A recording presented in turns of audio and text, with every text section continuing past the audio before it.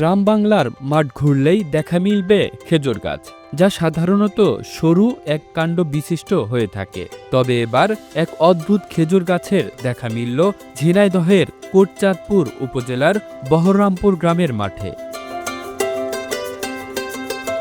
দেখলে মনে হবে কোনো শিল্পী যেন ফুলদানিতে গাছটি সাজিয়ে রেখেছে। মাটিতে একটি মাত্র গাছ দাঁড়িয়ে থাকলেও উপরের দিকে ২২টি মাথা। অবাক করার বিষয় হলো মূলের থেকে ২২ গুণ ভারী মাথা নিয়েও আকাশপানে সোজা দাঁড়িয়ে আছে গাছটি। বিষয়টি অদ্ভুত মনে হলেও অনেকেই বলছেন এটি অলৌকিক। আগে ২৫ থেকে ২৮টি মাথা থাকলেও এখন দৃশ্যমান ২২টি, আর সতেজ রয়েছে ১২টি মাথা। শুরুর দিকে এ গাছ থেকে রস আহরণ করলেও এখন আর সেটি হচ্ছে না। বহরমপুর গ্রামের একটা ঐতিহ্যপূর্ণ গাছ। এটা হচ্ছে অনেক জায়গা থেকে অনেক লোকজন আসছে, ছবি তুলে নিয়ে গেছে, দেখছে, জনগণও আসছে, দেখছে, অনেকেই পর্যটক হিসাবে এই জায়গায় দেখে গেছে আর কি। মানে এই গাছটি আছে আপনার মনে করেন ৩০-৩৫ বছর বয়স। এই গাছটি ফার্স্টে ছিল এক মাথা, পরবর্তী একটু বড় হওয়ার পরে গাছটি হচ্ছে গিয়ে মাথাটায় পোকা লেগে যায়। পোকা লাগার পরে ওখান থেকে আস্তে আস্তে ২-৫ মাথা হতে তখন ৩০ থেকে এমনকি ৪০টা মাথা পর্যন্ত হয়ে গেছে গাছে। ৪০টা মাথা মতো হওয়ার পরে এখন গাছটা অনেক একটু বয়স হয়ে গেছে, তো ৩০-৩৫ বছর বয়স হয়ে গেছে।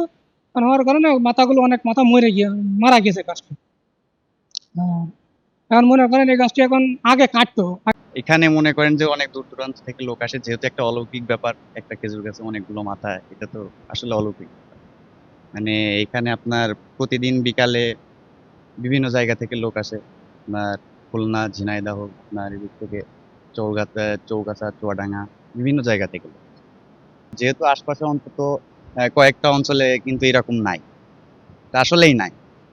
সুতরাং এটা তো আমাদের গর্ব করা উচিত, আমরা এটা নিয়ে গর্বও করি। আমি বন্ধুদের সাথে আসলাম, আমার জীবনে এরকম ২২ মাথা গাছ আমি কখনো দেখিনি, এসে দেখে খুব ভালো লাগছে। সাধারণত এক মাথা ছাড়া তো খেজুর গাছ পাওয়া যায় না, দেখা যায় না। আর এটা একটা অলৌকিক মতন জিনিস, এইগুলো দেখলে মনে হয় মানুষজন খুশি হবে। তো আমরা চাই যে আরো লোকজন আসুক, আমাদের এখানে বাইরের থেকে আসুক, কারণ এটা হলে আমাদের জন্যই ভালো। ৩০ বছর গাছের বয়স, এখানে অনেকেই দেখতে আসে বাইরের লোকে। ১৮টা বর্তমানে এখন আছে গাছের মাথা, আর বাদ বাকিগুলো পয়সা নষ্ট হয়ে গেছে। এর আগে তুলতে ২-৪ বছর তুলেছে, তোলার পরে থেকে এই গাছগুলো অফ রাখা হয়েছে, অনেকেই কাটতে নিষেধ করেছে, গাছগুলো কেটেন না। স্থানীয়রা জানায় প্রায় ৩০ বছর আগে কৃষক সুলাইমানের জমিতে প্রাকৃতিকভাবে জন্ম নেয় এই গাছটি।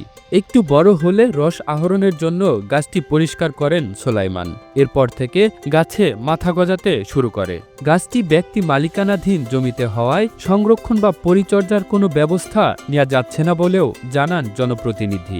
যেহেতু ওটা ব্যক্তি মালিকানা, তো যার কারণে আমরা আমাদের পরিষদ কিংবা উপজেলা থেকে কোনো রকম আমাদের ব্যবস্থা নেওয়া চলে না বা আমরা নিতে পারি না, যেহেতু ব্যক্তি মালিকানা।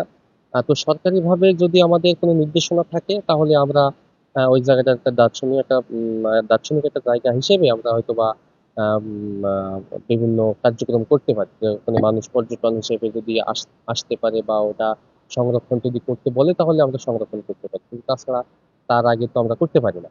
নিয়মিত বা অনেক দূর দূরান্ত থেকে লোকজন আসে, বা যদি মনে করেন এখানে মানুষের যে আপনারা জানেন হয়তো যে এটা কিভাবে নেবেন, যে মানুষ কুসংস্কারও হয়তো অনেকে মনে করে, কারণ ওখানে মানত হিসাবে দেখা যাচ্ছে অনেকে অনেক রোগের জন্য আসে, যে আমি এখানে মানত করলাম, আমার এটা যদি সরে যায় তাহলে আমি এখানে খাইতে দেবো বা মুরগি নিয়ে এসে জন্তু মুরগি ছেড়ে দেওয়া, এটা আমরা দেখেছি। গাছটি দেখতে প্রায় প্রতিদিনই বিভিন্ন স্থান থেকে আসছেন কৌতূহলী মানুষেরা। The news Bangladesh, national desk.